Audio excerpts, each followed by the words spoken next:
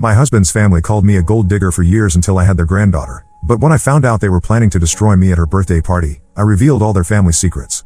I'm Rebecca, 29F, and I've been married to Daniel, 32M, for 2 years now. We have a daughter, Sophia, who just turned 4. I need to share what happened at Sophia's birthday party last weekend because I can't stop thinking about it and I don't know if I overreacted. Let me give you some background first. Daniel comes from what you'd call an upper middle class family. His mother, Patricia, 58F, worked as a real estate agent for 30 years before retiring. His father, Gerald, 61M, owns a small accounting firm. Daniel himself is a software engineer at a tech company. They live in a nice suburban neighborhood where all the houses look the same and everyone drives expensive cars. I come from a completely different world. My parents divorced when I was 8.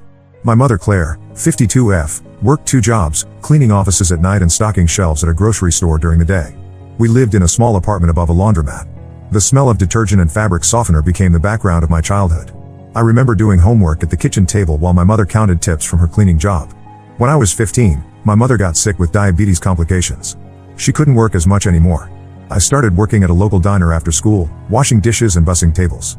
The owner, Mrs. Chen, was kind enough to let me work around my school schedule. After graduation, I got a full-time job at a call center while taking community college classes at night. It took me 6 years to get my associate degree in business administration. I met Daniel at a coffee shop near the community college. He was there working on his laptop, and I was studying for an accounting exam during my lunch break. He offered to help when he saw me struggling with some calculations. We started talking, and he told me he was a software engineer. I told him I worked at the call center but was studying business. He didn't seem to care about the difference in our backgrounds. We started meeting at that coffee shop regularly, and eventually began dating. Daniel's parents met me about 8 months into our relationship.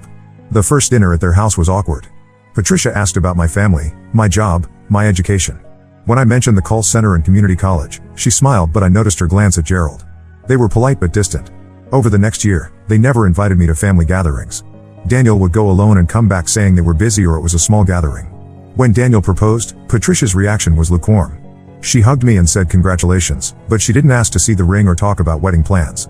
During our engagement, she made several comments about how young people should take their time, how marriage is a big commitment, how different backgrounds can cause problems. Daniel always defended me, but I could see the tension. Our wedding was small. We couldn't afford a big celebration, and frankly, I didn't want one. Patricia offered to help with costs, but I declined. I didn't want to owe them anything. The wedding went smoothly, but I noticed Patricia spent most of the reception talking to other guests and barely interacted with my mother or me. After Sophia was born, things changed dramatically. Patricia suddenly became very interested in our lives. She would call Daniel every few days asking about the baby. She bought expensive clothes and toys. She offered to babysit whenever we needed. She started inviting us for Sunday dinners again. Daniel was thrilled, thinking his mother had finally accepted me. I remained cautious. The change seemed too sudden and too complete. But over the months, Patricia's behavior was consistently kind. She remembered Sophia's milestones, brought her favorite foods when she visited, and even complimented my parenting choices. She started including me in conversations and asking my opinion on things. Slowly, I began to think maybe Daniel was right. Maybe becoming a grandmother had changed her perspective. Last month, Patricia approached me about organizing Sophia's 4th birthday party. She said she wanted to do something special for her granddaughter and offered to handle everything: the venue, decorations, food, entertainment. She suggested renting the community center in their neighborhood, the same place where they held family reunions and holiday parties. I was hesitant at first. Sophia's previous birthdays had been simple affairs at our house with a few friends from daycare and some family. But Patricia seemed so excited about the idea, and Daniel encouraged me to let her do it. She said she wanted to invite the extended family, Daniel's aunts, uncles, and cousins who Sophia rarely saw. She also said I could invite anyone I wanted. I gave her a list of people from my side: my mother, my Aunt Sarah, a few friends from work, and the neighbors who had become like family to us. Patricia took the list and assured me everyone would be invited. She said she wanted this to be a celebration that brought both families together. The weeks leading up to the party, Patricia was in constant contact. She showed me pictures of decorations she was considering, asked about Sophia's favorite colors and characters, and even consulted me about the menu. She seemed genuinely invested in making it perfect. I started to believe that maybe she really had changed, that maybe she genuinely cared about making this special for Sophia and for building a relationship with me. 3 days before the party, I called my mother to confirm she was coming. She told me she hadn't received an invitation. I thought maybe it got lost in the mail, so I called my Aunt Sarah. She also hadn't received anything. I checked with my work friends and the neighbors. None of them had been invited. I called Patricia immediately. She sounded surprised and apologetic, saying there must have been a mix-up with the addresses. She promised to call everyone personally and extend verbal invitations. She said not to worry, that there would be plenty of food and space for everyone. The day of the party arrived. Daniel and I got Sophia dressed in her new birthday outfit, a pink dress with sparkles that she had picked out herself. We arrived at the community center right on time. The place was decorated beautifully with balloons, streamers, and a banner with Sophia's name. There were about 25 people there, all from Daniel's side of the family. I looked around for my mother, but she wasn't there. Neither was my aunt or any of my friends. I asked Patricia about it, and she said she had called everyone but some people had other commitments. She suggested we start the party since Sophia was getting excited about the cake. The party proceeded normally for the first hour. Sophia played with her cousins, opened presents, and seemed to be having a wonderful time. I tried to enjoy watching her, but I kept checking the door, hoping my mother would show up late. Then Patricia stood up and asked for everyone's attention. She said she wanted to make a special toast for Sophia's birthday and share some thoughts about family. Everyone gathered around with their drinks raised. Patricia began by talking about how important family is, how blood relations create bonds that can't be broken. She talked about traditions, about values passed down through generations, about the importance of knowing where you come from. The speech seemed normal at first, the kind of thing grandmothers say at birthday parties. But then her tone shifted. She started talking about how some people try to join families they don't belong to, how they use children to create connections that aren't natural. She said some people come from backgrounds that are so different that they can never truly understand what it means to be part of a real family. I realized she was talking about me. Everyone in the room seemed to understand this too. Some people looked uncomfortable and stared at their feet. Others nodded along with her words. Patricia continued, saying that while some people might fool others for a while, their true nature always shows eventually. She said that children deserve to grow up understanding the difference between real family and people who are just pretending to belong. Daniel stepped forward and told his mother to stop, but she held up her hand and said she wasn't finished.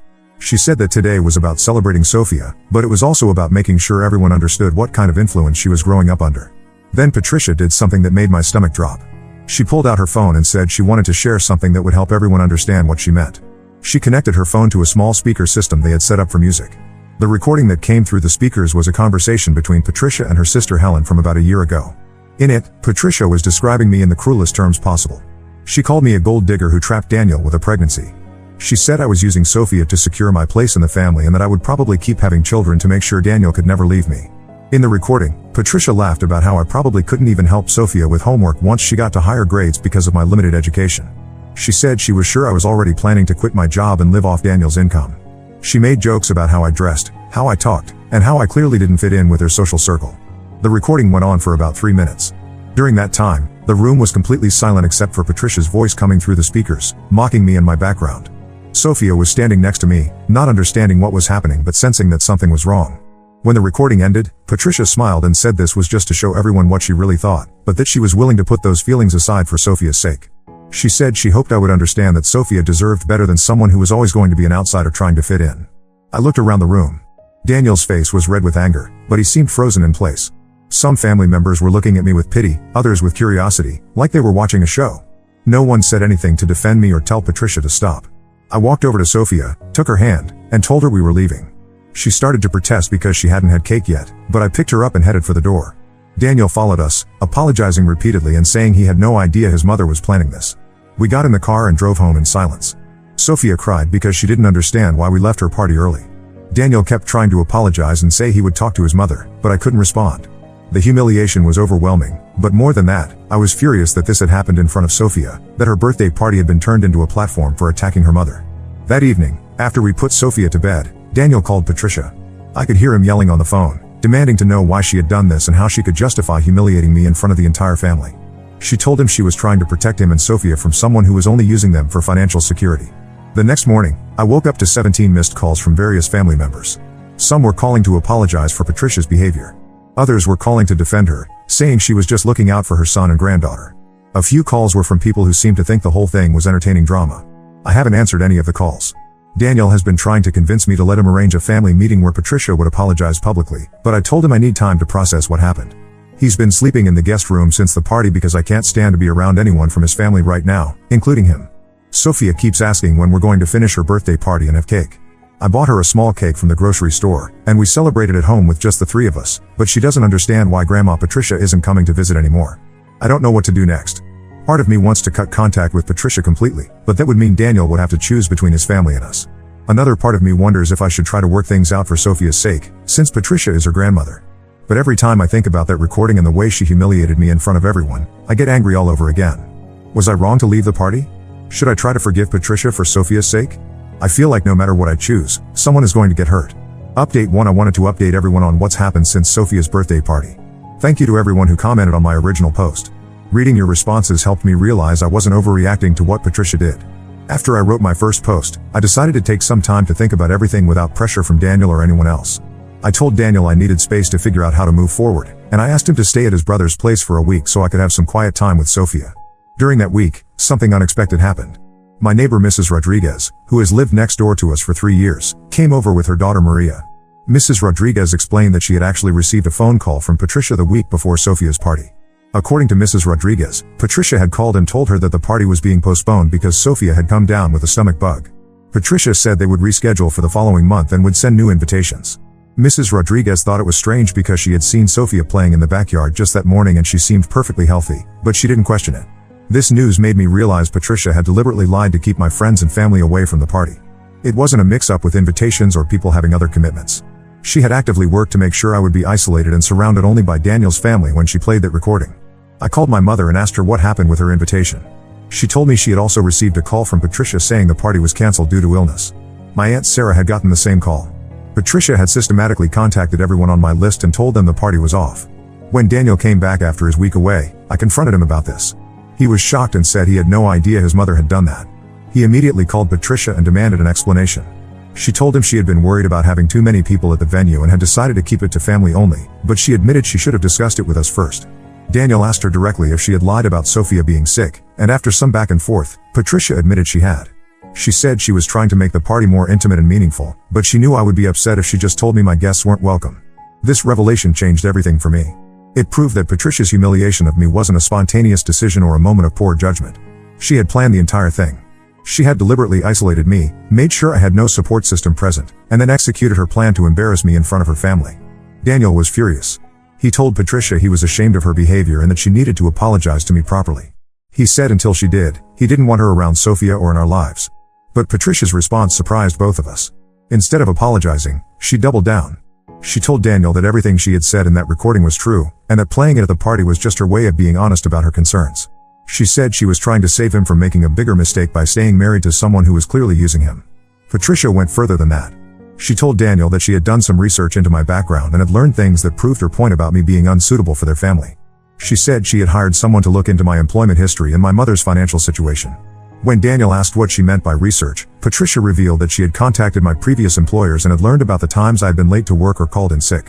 She said this proved I was unreliable and didn't have a strong work ethic. She also mentioned that she knew my mother had received government assistance at various points, which in Patricia's mind confirmed that my family was irresponsible with money.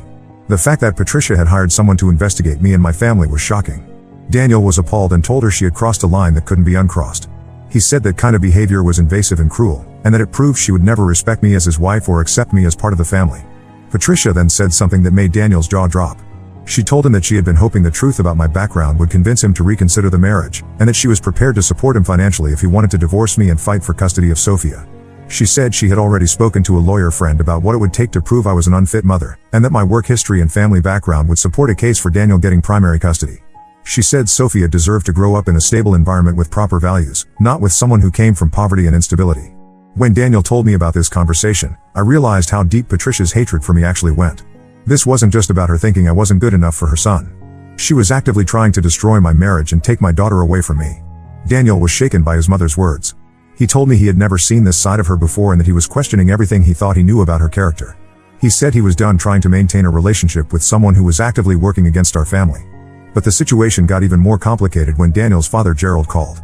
Gerald told Daniel that Patricia was just trying to protect the family's reputation and future, and that maybe he should consider whether his mother's concerns had some validity. Gerald said that while Patricia's methods were questionable, her underlying point about compatibility and background differences was worth considering. He suggested that Daniel think about whether he wanted Sophia growing up with the values and expectations that came from my side of the family versus the opportunities and stability that came from theirs. This conversation devastated Daniel. He realized that both of his parents were aligned in their opposition to me, and that they were both willing to go to extreme lengths to end our marriage. He told me he felt like he was losing his entire family, but that he couldn't stay connected to people who were trying to hurt his wife and daughter. The final straw came when Daniel's brother Kevin called to tell him that Patricia was spreading stories about me throughout their extended family.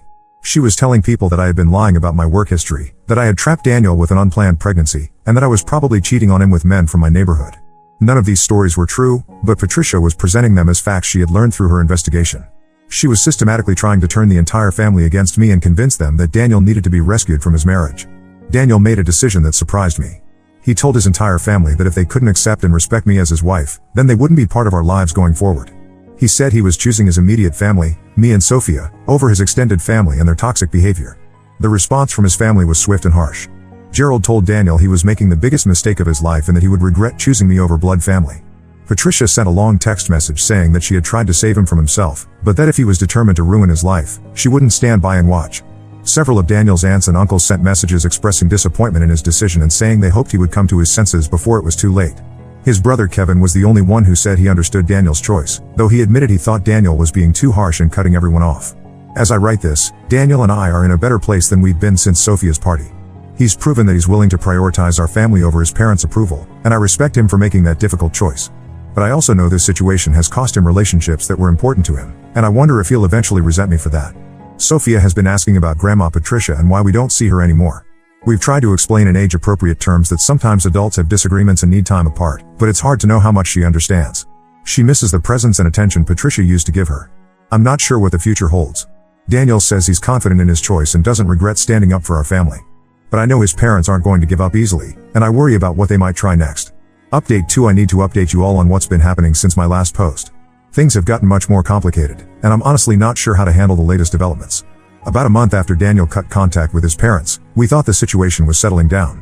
Daniel seemed to be adjusting to not having his family in his life, and Sophia had stopped asking about Grandma Patricia as much. We were starting to feel like we could move forward as our own little family unit. Then Daniel's brother Kevin called with some disturbing news. He told Daniel that Patricia had been contacting Sophia's daycare center, trying to get information about her daily routine and asking if she could pick Sophia up as an authorized guardian. The daycare director, Mrs. Chen, had called me immediately when Patricia first showed up. She explained that an older woman claiming to be Sophia's grandmother had come in asking about enrollment procedures and pickup policies. Mrs. Chen said the woman seemed very interested in what documentation was required to add someone as an authorized pickup person. When Mrs. Chen asked for my contact information to verify the relationship, Patricia had become evasive and said she would talk to me directly about it. Mrs. Chen thought it was strange and made a note in Sophia's file to only release her to Daniel or me unless we provided written authorization for someone else. A few days later, Patricia returned to the daycare. This time she brought what she claimed were legal documents giving her temporary guardianship rights over Sophia. Mrs. Chen looked at the papers and immediately knew something was wrong. The documents looked official but had several inconsistencies and weren't notarized properly. Mrs. Chen told Patricia she needed to verify the documents with the supervisor and asked her to wait. Instead of waiting, Patricia became agitated and demanded to know why they were making things so difficult. She said she was Sophia's grandmother and had every right to pick up her granddaughter. Mrs. Chen remained calm but firm, explaining that their policies existed to protect the children and that no exceptions could be made without proper verification. Patricia left the daycare angrily, saying she would be back with proper documentation. When Kevin told us about this, Daniel was furious. He immediately called the daycare to make sure they understood that under no circumstances should Patricia be allowed near Sophia. Mrs. Chen assured us that they had already flagged Patricia's name in their system and would call the police if she returned. But Patricia's attempts to access Sophia didn't stop there. Kevin told us that she had also been asking other family members for information about our daily routines, our work schedules, and where we like to take Sophia on weekends. Patricia had called Daniel's cousin Lisa, who lives across town, asking if she had seen us at the local park recently. She told Lisa she was hoping to run into us there so she could have a chance to see Sophia and maybe work things out. Lisa thought it was strange because Patricia knew she could just call us if she wanted to arrange a meeting. She also contacted Daniel's uncle Robert, asking if he knew which grocery store we shopped at or which restaurants we frequented. Robert told Kevin that Patricia seemed obsessed with finding out our patterns and routines, which made him uncomfortable. The most concerning incident happened when Patricia showed up at my workplace. I work at a small insurance office downtown, and one afternoon Patricia walked in claiming she needed to discuss a policy matter. When my colleague Jenny asked which policy she was referring to, Patricia said she needed to speak with me personally about coverage for her granddaughter. Jenny came to my desk and told me there was a woman asking for me. When I saw Patricia in the waiting area, my stomach dropped. I told Jenny I couldn't meet with her and asked her to tell Patricia I was unavailable. Patricia refused to leave. She told Jenny she was my mother-in-law and that this was a family emergency involving Sophia. She said she needed to give me important information about Sophia's medical history that could affect her insurance coverage.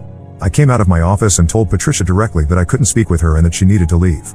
She started speaking loudly, saying I was being unreasonable and that she was just trying to help. She said Daniel had made a terrible mistake cutting her off and that Sophia needed her grandmother in her life. My supervisor, Mr. Williams, came out of his office to see what the commotion was about. Patricia immediately started explaining to him that I was keeping her granddaughter away from her and that she was worried about Sophia's well-being. She said she had raised successful children and knew what was best for Sophia's development. Mr. Williams politely but firmly asked Patricia to leave, explaining that our office wasn't the appropriate place for personal family discussions. Patricia became upset and said she couldn't understand why everyone was treating her like she was some kind of threat when she was just a concerned grandmother.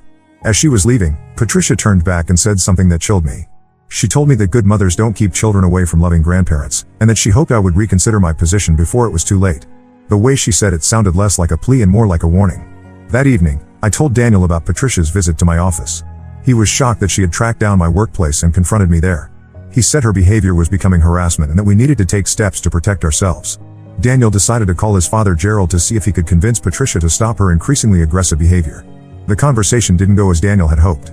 Gerald told Daniel that Patricia was acting out of love and concern for Sophia, and that our refusal to allow any contact was driving her to desperate measures. He said that if we would just agree to supervised visits, Patricia would probably calm down and stop trying to find other ways to see Sophia. When Daniel explained that Patricia had been stalking our family and trying to gain unauthorized access to Sophia, Gerald downplayed the seriousness of her actions.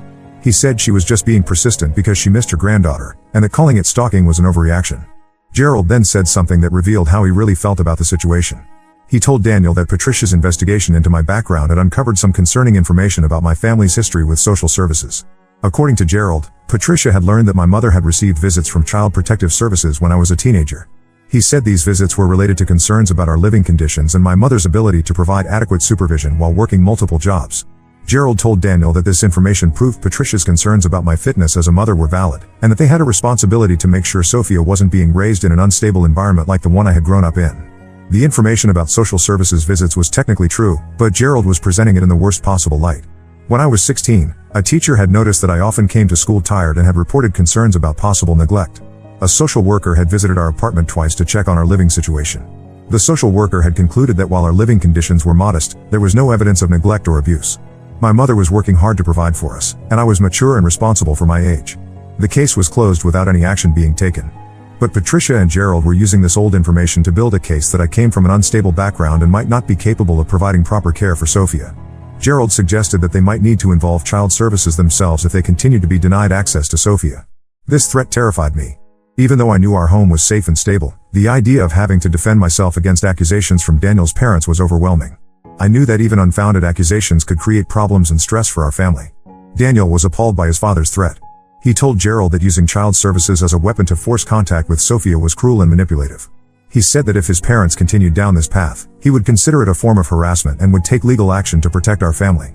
Gerald's response was that they were prepared to do whatever was necessary to maintain a relationship with their granddaughter. He said they had consulted with lawyers and knew what rights grandparents had in our state. He implied that they were prepared to go to court if we didn't agree to allow visits. After this conversation, Daniel and I realized we needed legal advice of our own. We contacted a family law attorney to understand what rights Patricia and Gerald actually had and what we could do to protect ourselves from their increasingly aggressive behavior. The attorney explained that while grandparents do have some legal rights in our state, those rights are limited and usually only apply in cases where the parents are divorced, deceased, or proven to be unfit. Since Daniel and I are married and there's no evidence of unfitness, Patricia and Gerald would have difficulty winning a court case for visitation rights. However, the attorney also warned us that grandparents' rights cases can be lengthy and expensive, and that even frivolous lawsuits can cause significant stress and financial burden. She recommended that we document all of Patricia's attempts to contact us and Sophia, in case we needed to seek a restraining order. The attorney also advised us to be prepared for the possibility that Patricia might actually file a report with child services, despite having no valid grounds for concern. She said that even unfounded reports require investigation, and that we should make sure our home and family situation were well documented as stable and healthy. As I'm writing this update, we're still dealing with the ongoing stress of Patricia's behavior. She continues to try to contact us through other family members, and we've heard from Kevin that she's still asking questions about our routines and trying to find ways to see Sophia. Daniel is struggling with the reality that his parents are willing to use legal threats and government agencies to force their way back into our lives. He's started to see a side of them that he never knew existed, and it's changing how he views his entire childhood and upbringing. Sophia has started having nightmares and seems more anxious than usual. She doesn't understand why we've been talking in hushed voices and why we're always checking locks and looking out windows. The stress of the situation is affecting all of us, even though we're trying to maintain normalcy for her sake. I don't know what Patricia's next move will be, but I'm trying to prepare for the worst while hoping for the best. We've installed security cameras around our house and have changed our daily routines to be less predictable. It feels like we're living under siege, and I hate that this is what our family life has become. Update 3. This will be my final update because the situation has finally reached a resolution, though not the one I was hoping for. 2 weeks after my last post, Patricia made good on her threats. We received official notice that she had filed a petition for grandparent visitation rights, claiming that Daniel and I were preventing her from having a relationship with Sophia without valid reasons. The petition painted us as vindictive parents who were using Sophia as a weapon against Patricia because of a minor family disagreement. It described Patricia as a loving grandmother who had been suddenly cut off from her granddaughter after years of close involvement in her life. Reading the petition was surreal because it presented a completely different version of events. According to Patricia's filing, she had organized Sophia's birthday party as a gesture of love and inclusion, and we had overreacted to what she described as a poorly thought-out joke. She claimed that our response was disproportionate and that we were now punishing Sophia by denying her access to her grandmother. The petition also included character references from several family members who testified to Patricia's love for Sophia and her previous involvement in childcare. It mentioned her financial stability and her ability to provide educational and cultural opportunities that might not be available in our household. Most disturbing was a section that questioned my fitness as a mother, referencing the old social services visits from my teenage years and suggesting that my upbringing in poverty might have left me ill-equipped to make decisions in Sophia's best interests. Daniel and I met with our attorney to discuss how to respond. She explained that while the petition was largely baseless, we would need to participate in the legal process and present evidence of why granting visitation would not be in Sophia's best interests. The attorney recommended that we gather documentation of Patricia's harassment, including the incidents at Sophia's daycare and my workplace. She also suggested that we request a psychological evaluation of Patricia to demonstrate that her behavior had become obsessive and potentially harmful.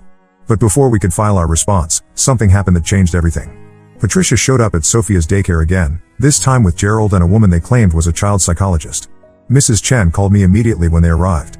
She said Patricia was demanding to see Sophia and claiming that she had legal authorization from the court to conduct a welfare check. The woman with them was taking notes and asking questions about Sophia's behavior and development. Mrs. Chen told them that no child could be removed from the daycare without written authorization from the parents, and that she would need to see official court documents before allowing any kind of evaluation. Patricia became angry and said they were interfering with a legal investigation. When the supposed psychologist couldn't produce proper credentials or court orders, Mrs. Chen asked them to leave. Patricia refused and said they would wait in the parking lot until I arrived to pick up Sophia. Mrs. Chen called the police while I rushed to the daycare. When I arrived, I found Patricia, Gerald, and the other woman sitting in their car in the parking lot, watching the daycare entrance. The police were already there taking statements. The officer explained to Patricia that she had no legal right to conduct any kind of evaluation of Sophia without a court order, and that waiting in the parking lot of a daycare facility could be considered stalking or harassment. He advised her to leave immediately and warned that further incidents would result in formal charges. Patricia left, but not before rolling down her car window and shouting that she was trying to protect Sophia from an unstable home environment. She said the courts would eventually see the truth about what kind of mother I was. That evening, our attorney called with an update. She had learned that the woman Patricia brought to the daycare wasn't actually a licensed psychologist. She was a family friend who worked in counseling but had no credentials to evaluate children or write reports for court proceedings. This revelation showed that Patricia was willing to lie and misrepresent people's qualifications to support her case. Our attorney said this kind of deception would seriously damage Patricia's credibility if the case went to trial. But we never got to that point. 3 days later, Kevin called Daniel with shocking news. Patricia had been arrested for attempting to break into our house while we were at work and Sophia was at daycare. According to the police report, neighbors had seen Patricia using what appeared to be a key to try to enter our front door. When the key didn't work, she had gone around to the back of the house and tried to force open a window. Our neighbor Mr. Johnson had confronted Patricia and asked what she was doing. She told him she was Sophia's grandmother and was concerned about the living conditions in the house. She said she had a right to check on her granddaughter's welfare and make sure the home was safe. Mr. Johnson told her she couldn't enter someone else's house without permission and threatened to call the police. Patricia became agitated and said that everyone was conspiring against her and preventing her from protecting Sophia. When the police arrived, they found Patricia still in our backyard, looking through windows and taking pictures with her phone. She told the officers she was conducting a welfare check and gathering evidence for a court case. The police arrested Patricia for attempted breaking and entering and trespassing. They also confiscated her phone, which contained dozens of photos of our house, both interior shots taken through windows and exterior shots showing entry points. Gerald arrived at the police station to bail Patricia out, but by then the damage was done. Our attorney immediately petitioned the court to dismiss Patricia's visitation case, arguing that her arrest for trying to break into our home proved she posed a danger to our family's safety and well-being. The judge agreed. Patricia's petition for grandparent visitation was dismissed, and we were granted a temporary restraining order that prohibited both Patricia and Gerald from coming within 500 feet of our home, Sophia's daycare, or my workplace. But the legal victory came with unexpected consequences for Daniel's extended family relationships. When news of Patricia's arrest spread among the relatives, reactions were sharply divided. Some family members, particularly Daniel's Aunt Carol and Uncle Robert, were horrified by Patricia's behavior and reached out to apologize for not taking our concerns seriously earlier. They said they had no idea Patricia's actions had escalated to criminal behavior. However, other relatives sided firmly with Patricia and Gerald. Daniel's cousin Lisa called to tell him that the family was disgusted by his willingness to have his own mother arrested. She said that even if Patricia had made mistakes, having her criminally charged was an unforgivable betrayal of family loyalty. Daniel's uncle Thomas sent a harsh text message saying that Daniel had destroyed the family over a woman who wasn't worth it. He said that Patricia's actions came from love and concern, while our response showed that we were vindictive and cruel. The division in the family became so severe that Daniel's cousin Mike canceled his upcoming wedding rather than deal with the conflict over whether to invite Daniel or Patricia. Other family gatherings were postponed indefinitely because relatives couldn't agree on who should be included. Kevin remained supportive of Daniel's position, but even he expressed sadness about how the situation had fractured the entire extended family. He said that while he understood why we had taken legal action, he wished there had been another way to resolve things. The stress of the family conflict affected Daniel more than I expected. He started having trouble sleeping and became withdrawn and quiet. He would sit at the kitchen table after Sophia went to bed, staring at his phone and reading text messages from relatives who were angry with him. One evening, Daniel broke down and admitted that he was questioning whether we had handled things correctly. He said that while he knew Patricia's behavior was wrong, he wondered if we could have found a way to address her concerns without destroying his relationship with his entire family. I reminded Daniel of everything Patricia had done, the humiliation at Sophia's party, the lies to keep my family away, the harassment at our workplaces, the attempted break-in. I told him that we had tried to set boundaries and Patricia had refused to respect them at every step. But Daniel's doubt worried me. I could see that the isolation from his family was taking a toll on him, and I feared that he might eventually blame me for the loss of those relationships. 2 weeks after Patricia's arrest, Gerald called Daniel directly, violating the restraining order. He said that Patricia was devastated and had been crying constantly since the arrest. He begged Daniel to drop the charges and allow them to see Sophia, promising that Patricia would follow any rules we set. Gerald also revealed something that shocked us both. He said that Patricia had been seeing a therapist since the arrest and had been diagnosed with severe anxiety and depression related to her fear of losing access to Sophia. He said the therapist believed Patricia's behavior had been driven by her desperation to maintain her relationship with her granddaughter. Gerald suggested that Patricia's mental health issues explained her poor judgment and that she deserved compassion rather than criminal prosecution. He said that with proper treatment, she could learn to respect our boundaries while still maintaining a relationship with Sophia. Daniel was torn by this information. He told me he didn't know if Patricia's mental health diagnosis changed anything about what she had done, but he felt guilty about contributing to her psychological breakdown. I told Daniel that while I sympathized with Patricia's mental health struggles, her diagnosis didn't erase the trauma she had caused our family or guarantee that her behavior wouldn't escalate again in the future. Our attorney advised us that Gerald's phone call was a violation of the restraining order and that we could report it to the police. She also warned us that Patricia's mental health diagnosis might be used in court to argue for reduced consequences or to support a renewed petition for visitation rights. After discussing our options, Daniel and I decided not to report Gerald's violation but to make it clear that any further contact would result in additional legal action. We also decided to maintain the restraining order and criminal charges against Patricia. The final resolution came when Patricia's attorney contacted our attorney with a plea agreement. Patricia would plead guilty to trespassing and accept a suspended sentence with probation. In exchange, she would agree to a permanent no-contact order regarding our family and would forfeit any future claims to grandparent visitation rights. The agreement also included a provision that Patricia would continue mental health treatment and would not attempt to contact us through third parties or social media. Any violation of these terms would result in immediate jail time and additional charges. Daniel and I accepted the plea agreement.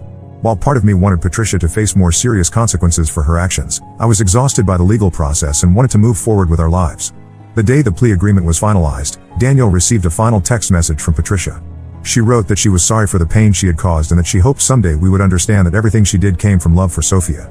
She said she would respect the no-contact order but would always consider Sophia her granddaughter. Daniel showed me the message but didn't respond to it. He said he felt sad about how everything had ended but relieved that the legal battle was over. In the months since the plea agreement, our lives have gradually returned to normal. Sophia has stopped asking about Grandma Patricia and seems to have adjusted to not having her in her life. We've been careful not to speak negatively about Patricia in front of Sophia, but we also haven't encouraged her to maintain any connection to that side of the family.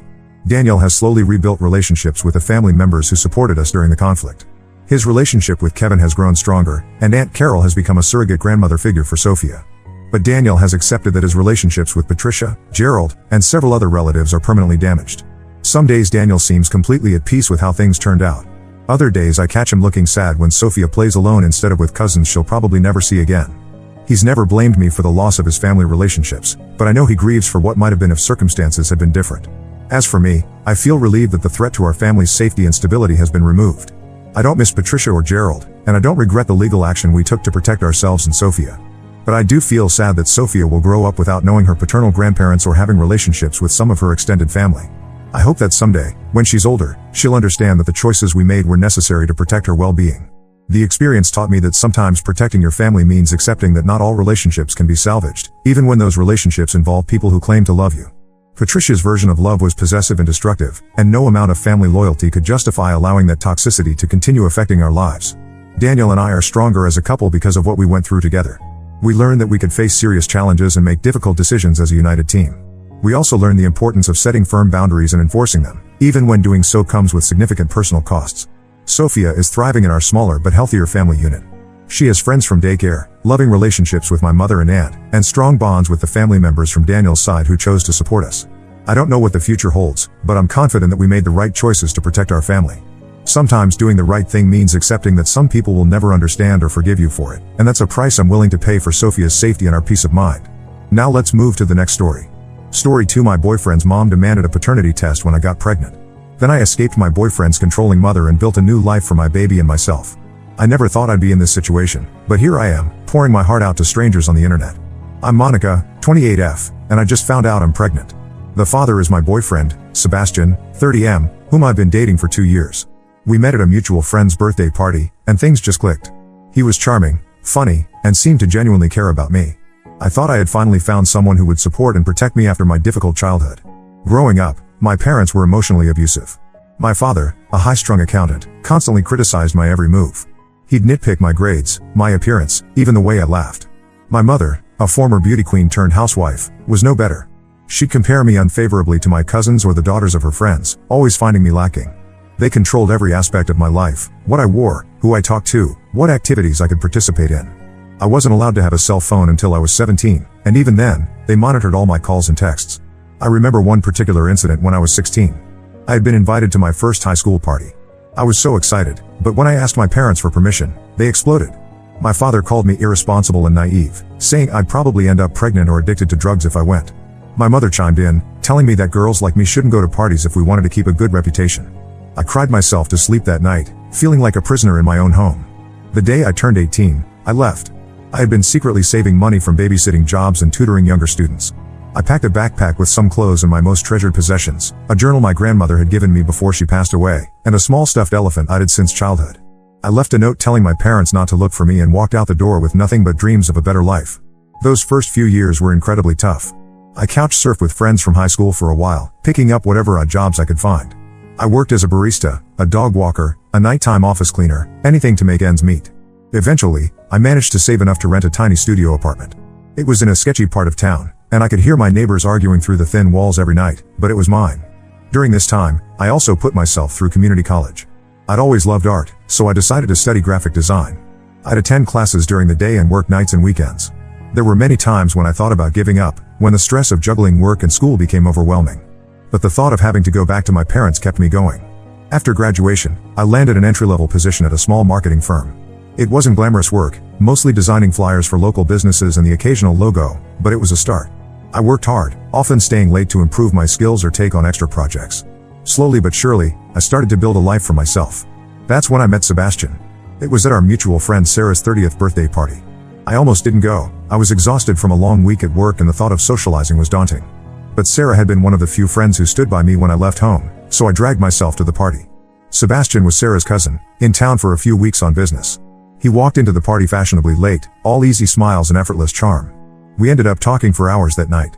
He listened intently as I shared some of my story, and he seemed genuinely impressed by how I built my life from scratch. When he asked for my number at the end of the night, I felt a flutter of excitement I hadn't experienced in years. Our relationship progressed quickly after that. Sebastian extended his stay in town, and we spent nearly every free moment together. He was attentive and caring, always asking about my day and remembering little details about things I liked. When he had to return to his home city, we decided to try long distance. We'd talk every night, and he'd fly in to see me every other weekend. 6 months into our relationship, Sebastian got a job offer in my city. He said he'd been looking for an opportunity to move closer to me. I was over the moon. Here was a man who was willing to uproot his life just to be with me. We moved in together shortly after he relocated. Living with Sebastian was like a dream come true. He was neat and considerate, always helping with household chores without being asked. He encouraged me to pursue my passion projects in graphic design, even setting up a small studio space for me in our apartment. For the first time in my life, I felt truly safe and loved. That's why today's events have left me reeling. I took a pregnancy test this morning after feeling nauseous for a week. When it came back positive, I was shocked but excited. Sebastian and I had talked about having kids someday, though we hadn't planned on it happening so soon. I couldn't wait to tell him. Sebastian came home from work, and I blurted out the news. At first, he seemed happy, hugging me tightly. But then he said, "We need to tell my mom right away." I froze. Sebastian's mother, Amanda, 55F, has always made me uncomfortable. She's overbearing and constantly interferes in our relationship. From the moment Sebastian introduced us, Amanda has treated me with thinly veiled disdain. She'd make backhanded compliments about my appearance or my job, always with a sweet smile that never reached her eyes. Once, she accidentally spilled red wine on a white blouse Sebastian had bought me for my birthday. Another time, she rearranged our entire apartment while we were out, claiming she was just trying to help make it more presentable. I've tried to set boundaries with Amanda, but Sebastian always brushes off my concerns, saying she's just being caring. He doesn't see how her behavior affects me, how it reminds me of the controlling environment I grew up in. I asked Sebastian if we could wait a bit before telling anyone about the pregnancy, but he insisted his mother had to know immediately. Before I could protest further, Sebastian was on the phone with Amanda. 30 minutes later, she barged into our apartment without warning. I was still in my pajamas, feeling overwhelmed and unprepared. Amanda barely acknowledged me, instead turning to Sebastian and demanding, "Is it true? Is she really pregnant?" Sebastian nodded, and Amanda's face twisted into a mixture of emotions I couldn't decipher. She turned to me and said, "Well, I hope you're prepared for a paternity test. We can't be too careful these days." I felt like I'd been slapped. I looked at Sebastian, expecting him to defend me, to tell his mother how inappropriate her comment was. But he just stood there, staring at the floor. I couldn't believe it. I've never been unfaithful, and Sebastian knows this. Why wasn't he saying anything? Amanda continued, her voice dripping with fake sweetness. "Don't worry, dear. I have connections at the best clinics. We'll get this sorted out quickly. Sebastian, you'll need to take time off work to accompany her to all the appointments. We can't have any mistakes." I felt like I was drowning. This woman was taking control of my pregnancy, my body, my life. And Sebastian was letting her. I managed to stammer out that I needed some time to process everything. Amanda scoffed, "There's nothing to process. We're doing this my way." Sebastian finally spoke up, but not to defend me. He said, "Mom's right, Monica. We need to be sure about everything. It's for the best." I couldn't take it anymore. I locked myself in the bathroom and cried for hours. I feel so alone and scared. I thought Sebastian was different from my parents, but he's just another person who won't protect me. I don't know what to do. I can't imagine raising a child in this environment, with Amanda controlling everything and Sebastian being her puppet. I'm considering leaving, but I'm terrified. I've worked hard to build my career, but I don't know if I can support myself and a baby on my own. Plus, I'm afraid of what Sebastian and Amanda might do if I try to leave. They have more money and connections than I do. I feel trapped and hopeless. I thought I had finally found happiness, but now it feels like my world is crumbling around me. I don't know if I even want this baby anymore. The thought of being tied to Sebastian and Amanda for the rest of my life makes me feel sick. I need advice. Should I try to talk to Sebastian again? Should I just leave and figure things out on my own? I'm lost and scared, and I don't know where to turn. Any guidance would be appreciated. Update 1. It's been 2 weeks since my last post, and so much has happened. I want to thank everyone who offered advice and support. Your words gave me the strength to take action. The day after I posted, I decided to confront Sebastian. I spent hours rehearsing what I wanted to say, trying to find the right words to express how hurt and betrayed I felt. I waited until he came home from work and asked to talk. We sat down at our kitchen table, the same place where we'd shared so many happy meals and conversations. Now, it felt like a barrier between us. I took a deep breath and started talking.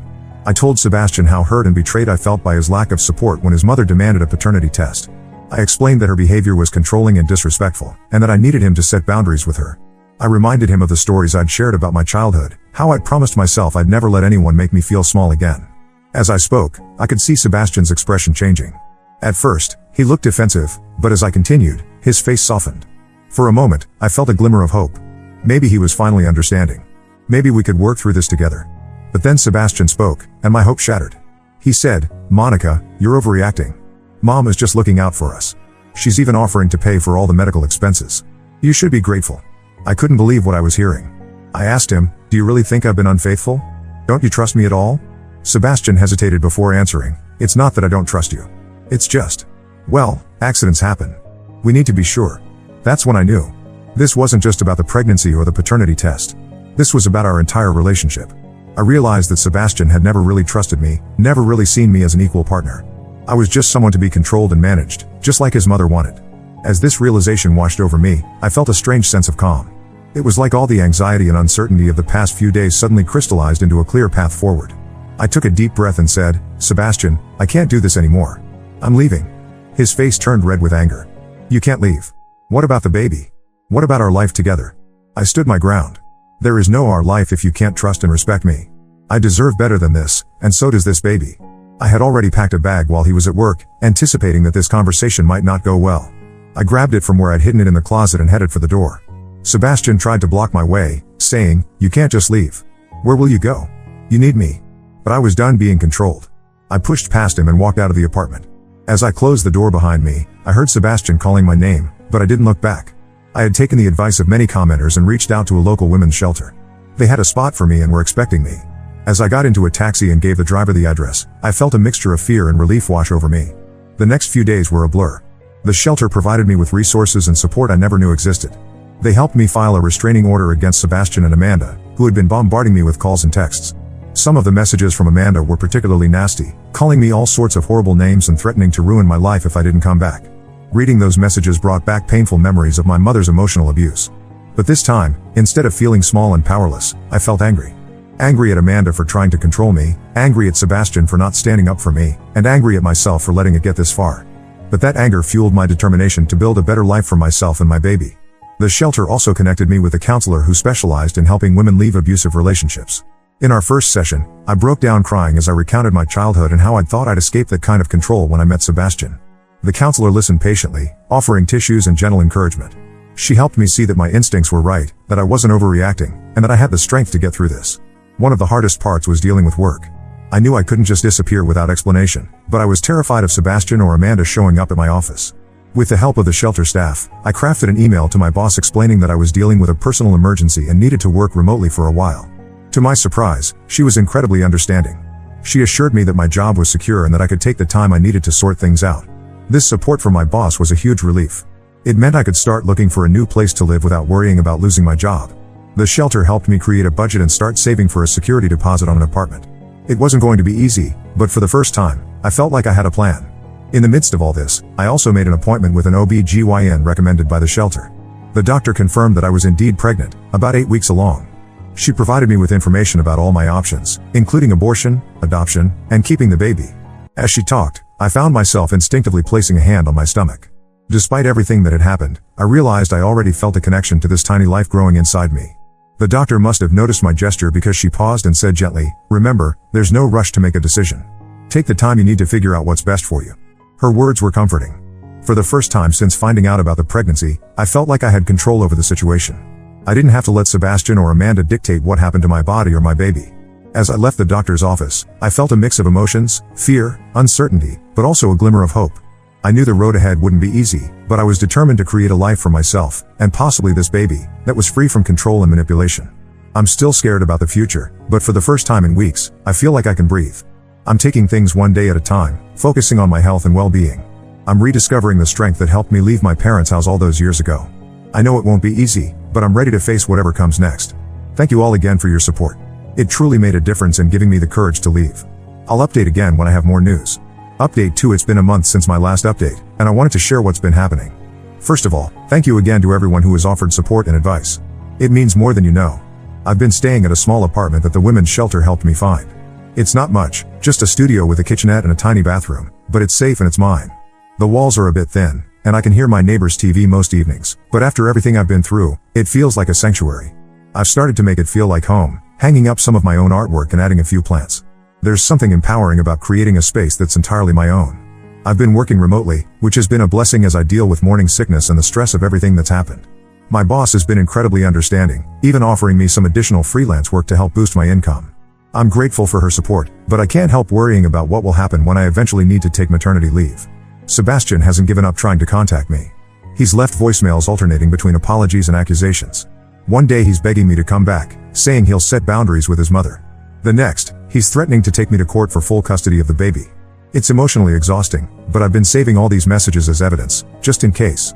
The shelter put me in touch with a lawyer who specializes in domestic cases, and she's been advising me on how to handle the situation. Amanda, on the other hand, has escalated her harassment. She somehow found out where I work and contacted my boss, trying to get me fired.